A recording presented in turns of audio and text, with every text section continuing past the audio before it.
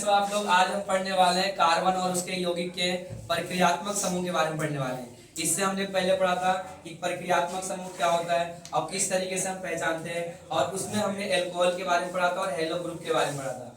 आज हमारे जो तीन प्रक्रियात्मक समूह रह गया उसके बारे में पढ़ने वाले हैं। जैसे सबसे पहला एल्डिहाइड है, दूसरा हमारा कीटोन है और तीसरा हमारा कार्बोक्सिलिक अम्ल है। इनके बारे में एक एक करके पढ़ेंगे, किस तरीके से संरचना बनेगा, किस तरीके से फॉर्मूला बनेगा। तो बच्चों इसके एक एक करके हम पढ़ने वाले हैं। और ये हमारे 10वीं क्लास के कुछ होनहार बच्चे हैं, भाई इनको वीडियो दिखा दो सही से, जो बोर्ड के एग्जाम में बहुत मेहनत कर रहे हैं, दिन रात रात को बिल्कुल भी नहीं सोते हैं और मैं टेंशन ले रखे बिल्कुल बोर्ड के लिए। तो मेरे तरफ से पूरा सपोर्ट है बच्चों, ठीक है। पढ़ते रहना, मेहनत करते रहना, अच्छे नंबर जरूर आएंगे अगर मेहनत करोगे तो। अगर मेहनत नहीं करोगे तो कुछ नहीं आएगा। बच्चों सबसे पहला आता है हमारा एल्डिहाइड। एल्डिहाइड समूह को कैसे पहचानेंगे बच्चों? एल्डिहाइड समूह में हमेशा क्या होगा, CHO जुड़ा रहेगा। इसके जितने भी सदस्य होंगे, इसके जितने भी मेंबर होंगे, उसमें सब में CHO जुड़ा रहेगा। अब बच्चों इसका जो अनुलर्ग होता है, अनुलर्ग का मतलब क्या होता है बच्चों देख लो। अनुलर्ग का मतलब होता है आवाजें, साउंड, ध्वनि कैसी आएगी। इसमें बच्चों ये ध्वनि आती है, अल की ध्वनि आती है, ठीक है। पूरा जो साउंड होगा इसका, पूरा जो साउंड होगा नल होगा। क्या हो जाएगा? नल। नल होगा या तो नैल होगा, इन दोनों में से कोई एक साउंड आएगा, ठीक है। इसमें CHO जुड़ा रहेगा। इसका जो साउंड आएगा हमेशा नल का साउंड आएगा या तो नेल का साउंड आएगा। फॉर एग्जाम्पल देखो, 3-4 एग्जाम्पल मैं बता रहा हूँ। जैसे बच्चों एथेनल हो गया, क्या हो गया हमारा? एथेनल हो गया, एथेनल, ठीक है। दूसरा हमारा हो गया प्रोपेनल हो गया, क्या हो गया? प्रोपेनल हो गया। और तीसरा हमारा पेंटेनल हो गया। इसी तरीके से बच्चों नल आएगा, इसमें कौन सा साउंड आएगा? नल का साउंड आएगा। और बच्चों इसके फॉर्मूले कैसे बनाएंगे ध्यान से देखना। एच का मतलब बच्चों 2 कार्बन होता है। एच का मतलब क्या होता है? 2 कार्बन होता है। एक कार्बन और 2 कार्बन लिख दिया। पहले कार्बन के साथ हमेशा H3 आएगा। पहले कार्बन के साथ क्या आएगा? हमेशा H3 आएगा, ये हमेशा ध्यान रखना। पहले कार्बन के साथ H3 आएगा और बच्चों लास्ट वाला जो कार्बन होगा उसके साथ HO आ जाएगा। क्या आ जाएगा? HO आ जाएगा, ठीक है। पहले कार्बन के साथ H3 आएगा और लास्ट वाले कार्बन के साथ क्या आ जाएगा? HO आ जाएगा। अब इसकी संरचना कैसे बनाएंगे ये भी देख लो। साथ साथ में संरचना भी बनाता जा रहा हूँ ताकि प्रॉब्लम ना हो। अब देखो बच्चों कितने कार्बन है? 1 कार्बन 2 कार्बन, हमने 2 कार्बन लिख दिया। कितने कार्बन लिख दिया हमने? 2 कार्बन लिख दिया। अब बच्चों कार्बन के लास्ट में HO जुड़ा हुआ है तो हाइड्रोजन तो एकल आवंत के साथ जुड़ जाएगा। और ऑक्सीजन जब भी कार्बन के साथ जुड़ता है तो बच्चों द्विआवंत बनाता है, मतलब डबल बॉन्ड बनाता है। हमेशा ऑक्सीजन जब भी कार्बन के साथ जुड़ेगा तो हमेशा 2 बॉन्ड बनाएगा, 2 आवंत बनाएगा, कभी एक आवंत के साथ नहीं जुड़ेगा। जब भी अगर ऑक्सीजन जुड़ रहा है, अगर ऑक्सीजन अकेला है और वो कार्बन के साथ जुड़ रहा है तो हमेशा 2 आवंत बनाएगा, एक आवंत है जो कभी नहीं बनाएगा। अब कार्बन को कितने आवंत चाहिए? 4 आवंत चाहिए, ना तो 4 से ज्यादा चाहिए ना तो 4 से कम चाहिए। अब देखो बच्चों इस कार्बन को ध्यान से देखो, 1 2 3 4 पूरे हो गए, लेकिन क्या इस कार्बन के पास 4 आवंत है? नहीं है। अगर 4 आवंत नहीं है तो इसको 4 आवंत को पूरा करेंगे। 1 2 3 4, मतलब 4 आवंत पूरा करने के लिए 4 हाइड्रोजन हमने क्या कर दिया? 3 हाइड्रोजन जोड़ दिया, इसके भी 4 आवंत पूरे हो। ये हमारा बन गया संरचना। इसका संरचना बन गया एथेनॉल का। कभी कभी बच्चों पेपर में सवाल पूछा जाता है कि जो एल्डिहाइड का जो पहला मेंबर है, पहले मेंबर का नाम बताओ, इसके पहले सदस्य का नाम बताओ। तो क्या बताना बच्चों? एथेनॉल बताना है। एथेनॉल जो है इसका पहला मेंबर है, पहला सदस्य है, ठीक है। एथेनॉल जो इसका क्या है? पहला मेंबर है। और बच्चों एक और एग्जांपल देता हूं, शायद एथेनॉल नहीं मेथेनॉल होगा पहला मेंबर। देख लो कैसे बच्चों, मेथेनॉल, क्योंकि मेथेनॉल का भी है जो बन जाएगा, जिसका भी संरचना बन जाएगा उसे हम क्या कहते हैं? पहला मेंबर कहते हैं। जैसे बच्चों मेथ का मतलब क्या होता है? एक होता है, एक कार्बन लिख दिया, इसके साथ लास्ट में क्या जुड़ जाएगा? HO जुड़ जाएगा क्योंकि एक ही कार्बन है। और इसके 4 बॉन्ड पूरा करने के लिए पहले तो हाइड्रोजन जो होगा एकल आवंत के साथ जुड़ेगा, उसके बाद ऑक्सीजन जो होगा द्विआवंत के साथ जुड़ जाएगा। तो कितने आवंत हो गए? 1 2 3, और एक आवंत इधर हाइड्रोजन के साथ जुड़ जाएगा, कितना हो गया? 4 आवंत। यानी कि इसका जो पहला मेंबर होगा कौन होगा? मेथेनॉल होगा। कौन होगा? मेथेनॉल होगा। एक और एग्जांपल देकर मैं समझा रहा हूं, ध्यान से देखते जाना, ठीक है। थोड़ा लॉन्ग वाला लेता हूं, पेंटेनॉल का देख लो। इसका देखना है पेंटेनॉल है। पेंट का मतलब क्या होता है बच्चों? 5 होता है। 5 कार्बन लिख दो, 1 कार्बन 2 कार्बन 3 कार्बन 4 कार्बन, ये 5 कार्बन, ठीक है।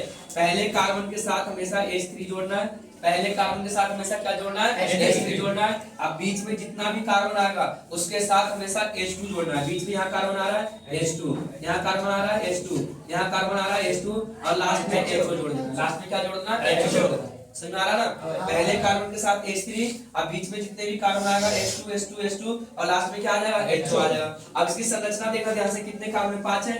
एक कार्बन, दो कार्बन, तीन कार्बन, चार कार्बन, पांच कार्बन। लास्ट में कार्बन के साथ ऑक्सीजन डबल बॉन्ड के साथ और हाइड्रोजन जो है सिंगल बॉन्ड के साथ। इसके 4 बॉन्ड पूरे हो गए, 1 2 3 4। अब इस कार्बन को देखो 1 2 3 4, इस कार्बन को देखो 1 2 3 4। जिसके साथ कोई नहीं जुड़ता उसके साथ कौन जुड़ जाता है? हाइड्रोजन जुड़ जाता है। अगर मान लिया कार्बन के साथ कोई नहीं जुड़ा हुआ है, इसका मतलब हाइड्रोजन जुड़ेगा। कौन जुड़ेगा? हाइड्रोजन जुड़ेगा। हाइड्रोजन हमेशा कार्बन को सपोर्ट करता है, ठीक है। हाइड्रोजन जो हमेशा कार्बन को क्या करता है? सपोर्ट करता है। अगर कार्बन के साथ कोई नहीं जुड़ता है तो कौन जुड़ जाता है? हाइड्रोजन जुड़ जाता है। तो ये बच्चों पेंटेनल का जो हमारा संरचना बन गया। ये अगर फॉर्मूला पूछेगा तो ये बताना है, संरचना पूछेगा तो ये बताना है। कभी कभी बच्चों ये इस तरीके से भी लिख देता, देख लो, एक कार्बन, दो कार्बन लिख दिया। हाइड्रोजन, एक हाइड्रोजन यहाँ, 3 हाइड्रोजन यहाँ पे और एक हाइड्रोजन यहाँ पे, कितने हो गए? 4 हाइड्रोजन। और इसके साथ कौन जुड़ जाएगा? वो जुड़ जाएगा। तो कभी कभी इसको इस तरीके से भी लिख देते तो बच्चों कंफ्यूजन नहीं होना है। अब बच्चों इसको भी देखो कैसे लिखा है, 1 2 3 4 5 कार्बन है, यहाँ पे लिख देगा C5। क्या लिख रहा है यहाँ पे? C5 लिख देगा। हाइड्रोजन कितने? 3 और 2 5, 5 और 2 7, 7 2 9 और 1 10। हाइड्रोजन कितने?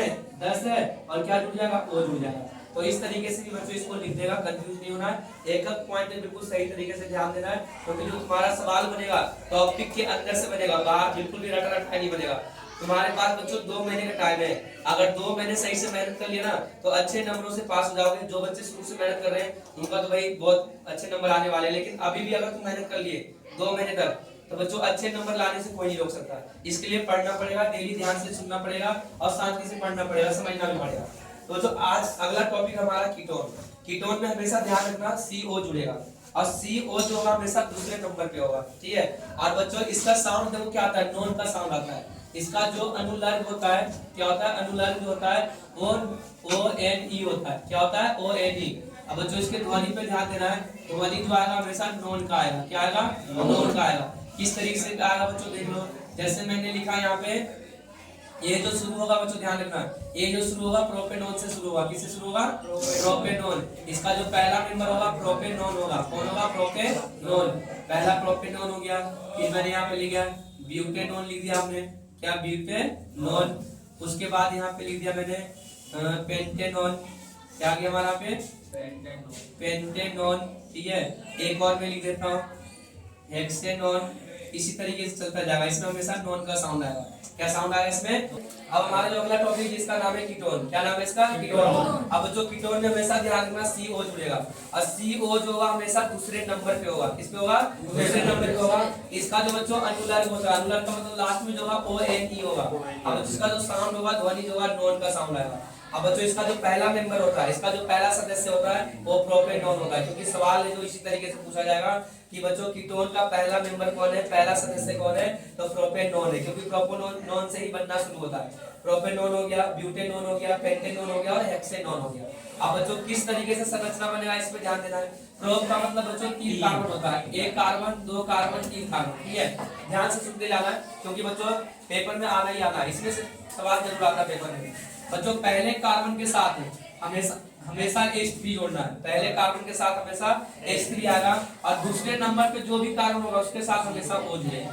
दूसरे नंबर पे जो भी कार्बन होगा उसके साथ हमेशा O जुड़ेगा, ठीक है। यहाँ से देख ले भाई, सब प्रकार को बता दे। और लास्ट में जो कार्बन होगा उसके साथ भी 3 हाइड्रोजन जुड़ेगा। पहले कार्बन के साथ 3 हाइड्रोजन, लास्ट वाले कार्बन के साथ 3 हाइड्रोजन और एक दूसरे नंबर पे जो कार्बन होगा उसके साथ हमेशा ऑक्सीजन जुड़ेगा। उसके साथ कौन जुड़ेगा? हमेशा ऑक्सीजन। जैसे एक और मैं बता रहा हूँ, देख लो बच्चों, ब्यूट का मतलब 4 होता है। 1 2 3 4, कितना होता है? 4 होता है। पहले कार्बन के साथ 3 हाइड्रोजन, दूसरे नंबर पे वो जुड़ेगा। उसके बाद अगर बीच में कोई कार्बन आ रहा है उसके साथ हमेशा 2 हाइड्रोजन जुड़ेगा। कितना हाइड्रोजन? 2। और लास्ट में हमेशा H3 जुड़ेगा, ठीक है। एक और देख लो पेंटेनॉन का। पेंट का मतलब 5 होता है। CH कितने कार्बन है? 5 कार्बन है। 1 कार्बन, 2 3 4 5। पहले कार्बन के साथ H3, दूसरे के साथ H2 H3 और H3। सुनना भी कैसे बनेगा? ये हमारा है कीटोन का। क्या हमारा? कीटोन का। और बच्चों में संरचना बता देता हूँ, ठीक है, एक एक करके संरचना बताता हूँ सबका कैसे संरचना बनेगा। पहले प्रोपेनोन का देख लो संरचना, 1 2 3 कार्बन है, हमने 1 कार्बन 2 कार्बन 3 कार्बन लिख दिया, ठीक है। दूसरे नंबर पे कौन है, ऑक्सीजन है। और बच्चों मैंने क्या बताया, जब भी ऑक्सीजन कार्बन के साथ जुड़ता है तो 2 आवन बनाता है। तो बच्चों ये 2 आवन के साथ है जो यहाँ पे जुड़ गए, कितने आवन के साथ, 2 आवन के साथ। अब इस कार्बन को देखो कितने आवन हो गए इसके, 1 2 3 आवन, 4 हो गए। इसे भी 4 चाहिए, 1 2 3 4, इसे भी 4 चाहिए, 1 2 3 4। ये सबके जो है 4 आवन थे जो पूरे हो चुके हैं। अब बच्चों ये बन चुका हमारा संरचना, क्या बन गया हमारा संरचना।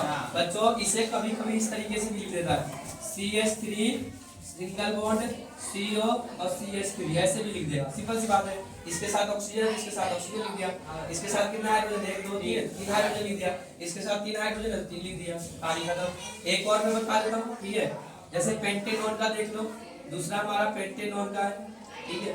बच्चों पेपर में पहचानने के लिए आता है, पहचानने के लिए आगा तो देखना CO जुड़ा रहेगा, जब भी CO जुड़ा रहेगा तो समझ जाना है कीटोन ग्रुप का है, कीटोन का सदस्य है, ठीक है।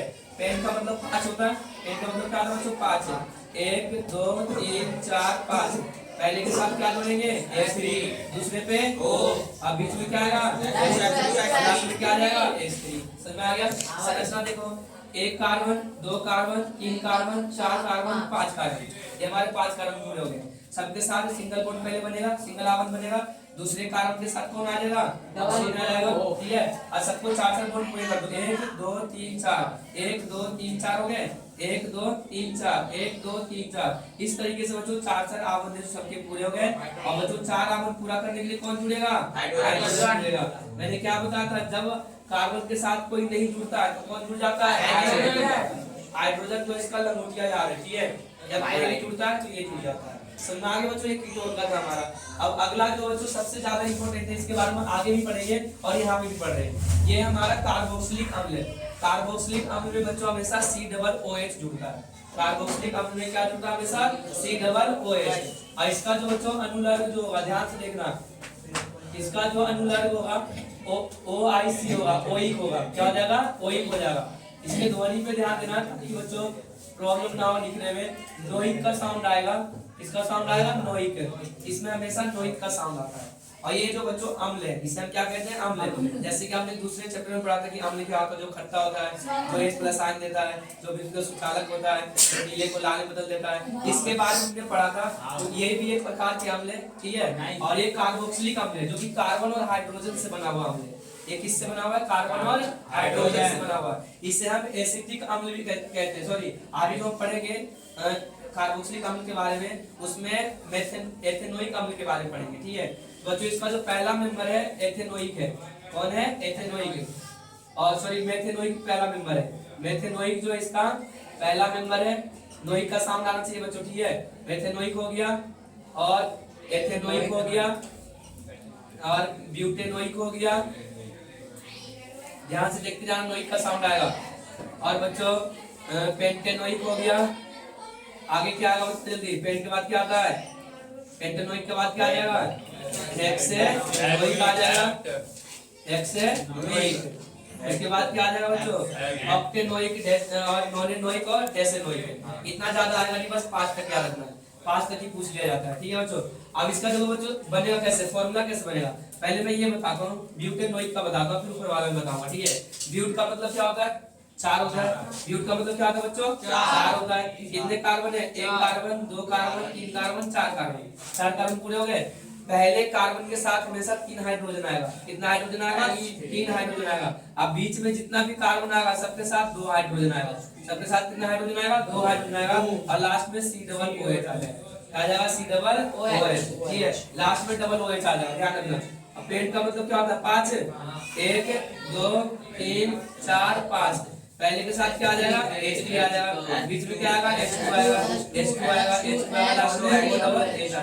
समझ में आ गया ना, ये सबसे आसान तरीका है बच्चों, इससे आसान तरीका कोई है नहीं। और हेक्सेनोइक, हेक्स का मतलब क्या होता है, 6 होता है, 1 2 3 4 5 6। कितना हाइड्रोजन है, सॉरी कितने कार्बन है, 6 कार्बन है।